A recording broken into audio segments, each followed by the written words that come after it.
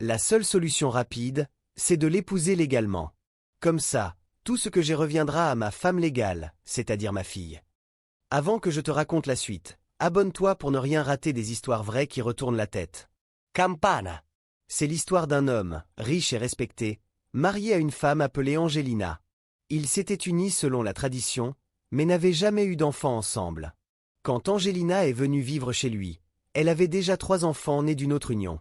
L'homme, bon et généreux, s'est dit « Ces enfants, je vais les élever comme si c'étaient les miens. » Et il l'a fait. Il les a mis dans les meilleures écoles, les envoyés en vacances à l'étranger. Si on ne te disait pas qu'il n'était pas leur père, tu ne pourrais jamais le deviner. Mais un jour, tout change. L'homme commence à tomber gravement malade. Affaibli, il reçoit un appel de sa grande sœur. « Mon petit frère, il y a le feu sur la montagne.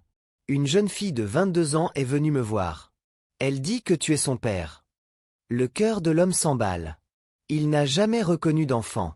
Mais sa sœur insiste. « Oui, elle vit avec moi. Elle m'a raconté qu'à l'époque où tu travaillais à l'intérieur du pays, tu avais rencontré une femme, Tatiana. Elle était tombée enceinte, tu avais nié, et tu avais disparu. » L'homme éclate en sanglots. « Oui, c'est vrai. J'étais jeune, j'avais peur. C'était mon premier travail. On m'avait logé dans une petite chambre. Et Tatiana est tombée enceinte de moi. J'ai fui, j'ai eu honte. » Il avoue. « C'est bien ma fille.